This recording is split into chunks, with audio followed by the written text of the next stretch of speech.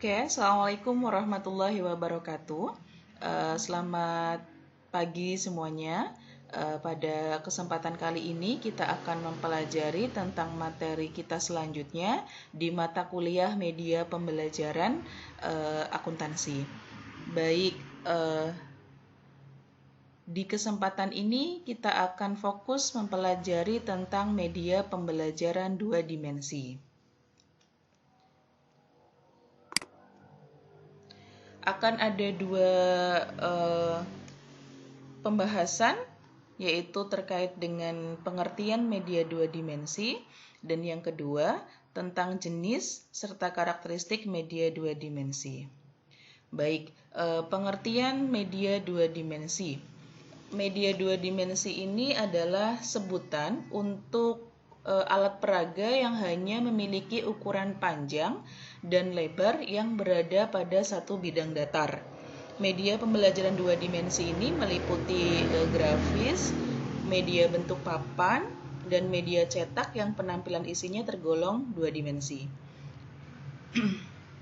Selanjutnya, jenis media dua dimensi ada 3, yaitu media yang berbentuk grafis, kemudian media berbentuk papan, dan media cetak. Baik, kita akan bahas satu persatu ketiga jenis media ini. Yang pertama, media berbentuk grafis. Media grafis adalah suatu penyajian secara visual yang menggunakan titik-titik, garis-garis, gambar-gambar, tulisan-tulisan, atau simbol visual yang lain dengan maksud untuk mengikhtisarkan, menggambarkan, dan merangkum suatu ide, data, atau kejadian. Fungsi umum untuk media grafis adalah untuk menyalurkan pesan dari sumber ke penerima pesan. Sedangkan fungsi khususnya untuk menarik perhatian, kemudian untuk memperjelas ide, juga bisa untuk mengilustrasikan atau menghiasi fakta yang mungkin akan cepat dilupakan atau diabaikan apabila tidak digrafiskan. Karakteristik dari media grafis itu dapat dilihat berdasarkan ciri-cirinya, berdasarkan kelebihan yang dimilikinya, kelemahannya, serta unsur-unsur dan kriteria pembuatannya serta jenis-jenisnya. Kalau dari ciri-cirinya untuk media grafis itu yaitu media dua dimensi yang hanya dapat dilihat dari bagian depannya saja. Jadi perlu diperhatikan yang namanya media dua dimensi itu cirinya hanya dapat dilihat di bagian depannya saja. Media visualnya juga diam, sehingga hanya dapat diterima melalui indera mata. Kemudian untuk kelebihan media grafis ini, yaitu bentuknya sederhana, karena hanya dari satu sisi saja. Kemudian juga untuk membuat media ini, bahannya itu mudah diperoleh. Kemudian juga ekonomis, medianya juga dapat menyampaikan rangkuman, kemudian mampu untuk mengatasi keterbatasan ruang dan waktu, dan tanpa memerlukan peralatan khusus dan mudah untuk menempatkannya. Sedangkan kelemahannya untuk media grafis itu tidak bisa menjangkau kelompok yang besar. Jadi hanya menekankan persepsi indera penglihatan saja dan tidak menampilkan unsur audio ataupun video. Unsur-unsur media grafis ini disebut sebagai unsur-unsur visual karena hanya bisa dilihat dari indera penglihatan saja dan terdiri dari titik, garis, bidang, kemudian bentuk, ruang, warna, dan tekstur. Selanjutnya untuk jenis-jenis media grafis itu meliputi sketsa, gambar, grafik, bagan, poster, kartun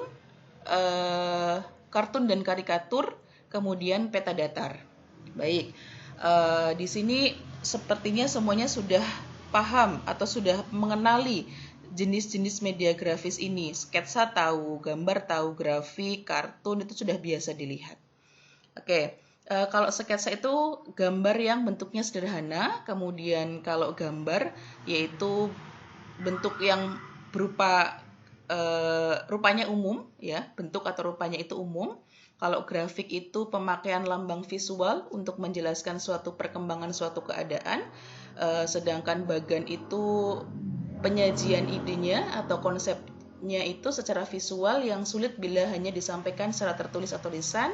Sedangkan kalau poster itu perpaduan antara gambar dan tulisan untuk menyampaikan informasi, saran, seruan, peringatan, atau ide-ide lain. Sedangkan kartun dan karikatur itu gambaran tentang seseorang, suatu buah pikiran atau keadaan yang dapat dituangkan dalam bentuk lukisan yang menarik, yang lucu.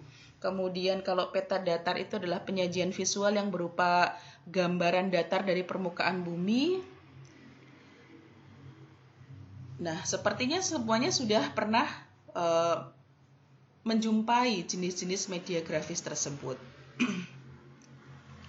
Selain harus memiliki unsur-unsur desain yang bekerja sama membentuk komposisi yang baik, media grafis juga perlu untuk mempertimbangkan dalam pembuatannya, yaitu pembuatannya itu harus berorientasi pengalaman agar dapat menyenangkan bagi orang yang melihat, sehingga pesan yang disampaikan oleh pembuat media tersebut itu dapat diterima dengan baik oleh orang yang akan menerima informasi atau pesan tersebut. Pada waktu pembuatan media grafis itu perlu memperhatikan juga faktor-faktor yang mengkombinasikan unsur-unsur desainnya. Misalnya keseimbangan, kesinambungan, kemudian dominasi dan keseragaman. Faktor keseimbangan itu terdiri dari misalnya keseimbangan formal yang sering disebut sebagai simetris atau tidak, kemudian keseimbangan informal yang sering disebut asimetris, dan keseimbangan radial dengan bentuk desainnya bergerak dari titik pusat berjalan menuju radiusnya. Kemudian kita masuk ke jenis media yang kedua, yaitu media yang berbentuk papan. Media yang berbentuk papan di sini berupa papan tulis, papan tempel, kemudian papan flanel, dan papan magnet. Baik, kita jelaskan dulu satu persatu dari keempat media yang berbentuk papan ini. Papan tulis, ya, sudah pada tahu ya, papan tulis sudah tidak sesuatu yang tidak asing lagi. Papan tulis ini adalah digunakan untuk menuliskan pokok-pokok keterangan guru dan menuliskan rangkuman pelajaran dalam bentuk ilustrasi, bagan ataupun gambar. Keuntungannya menggunakan papan tulis yaitu dapat digunakan di segala jenis tingkatan lembaga, kemudian juga mudah untuk mengawasi keaktifan kelas, ekonomis, dan biasanya papan itu kan bolak-balik. Nah, bisa dipakai baik di sisi depan maupun di sisi belakang. Kekurangannya apa untuk media papan tulis ini? Yaitu memungkinkan sukarnya mengawasi aktivitas murid, kemudian juga kalau papan yang dulu itu kan papannya masih menggunakan kapur, jadi pasti berdebu, kemudian kurang menguntungkan bagi guru yang tulisannya kurang menarik untuk dilihat oleh siswa. Nah, sepertinya untuk sekarang penggunaan papan tulis yang menggunakan kapur sudah mulai jarang, sekarang sudah menggunakan papan yang lain, yaitu sudah menggunakan papan menggunakan spidol. Selanjutnya yaitu papan tempel. Papan tempel itu adalah sebilah papan yang fungsinya sebagai tempat untuk menempelkan pesan dan suatu tempat untuk menyelenggarakan suatu display yang merupakan bagian aktivitas penting bagi suatu sekolah. Keuntungannya apa menggunakan papan tempel? Yaitu bisa menarik perhatian, kemudian juga memperluas pengertian untuk anak atau siswa, mendorong kreativitas, menghemat waktu, membangkitkan rasa keindahan, dan memupuk rasa tanggung jawab. Sedangkan kelemahannya untuk papan tempel itu sulit untuk memantau apakah semua murid dapat memperhatikan, kemungkinan juga terjadi gangguan yang tidak diinginkan, kemudian membosankan jika terlalu lama untuk dipasang. Sehingga tugas guru yang berkaitan dengan papan tempel ini adalah membimbing siswa, yaitu untuk mengembangkan daya ciptanya, kemudian memberikan ide-ide, memberikan petunjuk bagaimana mengkomposisikan warna yang baik, serta memberikan penilaian. Kemudian yang ketiga adalah papan flanel. Papan flanel sering juga disebut sebagai visual board, yaitu suatu papan yang dilapisi kain flanel atau kain yang berbulu, di mana diletakkan potongan-potongan gambar atau simbol-simbol lain. Gambar-gambar atau simbol-simbol tersebut biasanya disebut item papan flanel. Kegunaan dari papan flanel ini adalah dapat dipakai untuk jenis pelajaran apa saja, dapat menerangkan perbandingan atau persamaan secara sistematis, kemudian juga dapat memupuk siswa untuk belajar lebih aktif lagi. Keuntungannya untuk papan flanel ini adalah dapat dibuat sendiri, sehingga dapat mengembangkan kreativitas. Kemudian juga item-item dapat diatur sendiri, dapat dipersiapkan terlebih dahulu, item-itemnya itu dapat digunakan berkali-kali, kemudian juga memungkinkan penyesuaian dengan kebutuhan siswa, menghemat waktu dan tenaga pastinya. Sedangkan kelemahan untuk papan flanel pada umumnya itu terletak pada kurang siapnya dan kurang terampilnya para guru dalam mempersiapkan papan flanel ini. Oke, kita lanjut ke papan magnet. Papan magnet ini lebih dikenal sebagai whiteboard yang sekarang lebih banyak digunakan oleh institusi pendidikan. Papan magnet atau whiteboard ini atau magnetic board juga bisa kita sebut sebagai papan magnet adalah sebilah papan yang dibuat dari lapisan email putih pada sebidang logam, sehingga pada permukaannya itu dapat ditempelkan benda-benda yang ringan dengan interaksi magnet. Papan magnet ini memiliki fungsi ganda, yaitu sebagai papan tulis dan sebagai papan tempel, serta juga bisa sebagai tempat untuk memproyeksikan film atau slide. Keistimewaannya untuk papan magnet sendiri adalah alat tulisnya itu khusus, tidak terkena debu, lebih mudah untuk dipindah-pindahkan, meningkatkan perhatian dan semangat belajar siswa karena tulisan yang lebih jelas dan terang. Dibandingkan dengan papan flanel, memang papan magnet ini lebih mahal harganya. Namun, kelebihannya tersebut, yaitu daya rekat tempelan itu relatif lebih kuat sebagai akibat interaksi magnetik. Simbol-simbol dapat dipindah-pindahkan tanpa mengangkat dan memang terkesan lebih bergengsi. Oke, selanjutnya yaitu media berbentuk cetak. Secara historis, istilah media cetak sebenarnya sudah muncul setelah ditemukannya alat pencetak oleh Johann Gutenberg, yaitu di tahun 1456. Kemudian dalam bidang percetakan berkembanglah produk alat pencetak yang semakin modern dan efektif penggunaannya. Jenis-jenis media cetak yang disarikan pada pembahasan kita kali ini yaitu meliputi buku pelajaran, surat kabar dan majalah, ensiklopedi, kemudian buku suplemen, dan pengajaran berprogram. Baik, sepertinya di sini juga sudah tidak asing semuanya. Buku pelajaran sudah tahu, surat kabar dan majalah sudah biasa dijumpai, ensiklopedi juga sudah sering dijumpai, buku suplemen juga, serta pengajaran berprogram. Tapi tidak ada salahnya kita akan mengulas kembali dari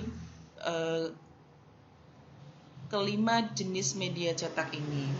Baik, yang pertama adalah buku pelajaran.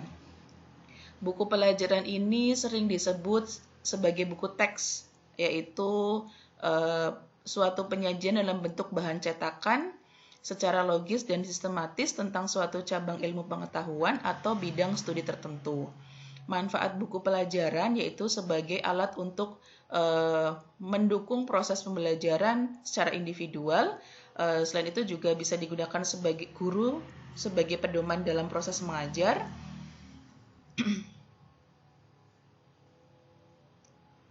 Kemudian juga sebagai alat untuk mendorong murid untuk memilih teknik belajar yang sesuai, bisa juga sebagai alat untuk meningkatkan kecakapan guru dalam mengorganisasi bahan pelajaran. Keuntungannya untuk buku pelajaran sendiri yaitu ekonomis, kemudian komprehensif dan sistematis, serta mengembangkan sikap mandiri dalam belajar. Dan ini setiap institusi pendidikan dari tingkat dasar sampai pendidikan tinggi pun ada buku pelajaran cetak. Kemudian yang kedua yaitu surat kabar dan majalah.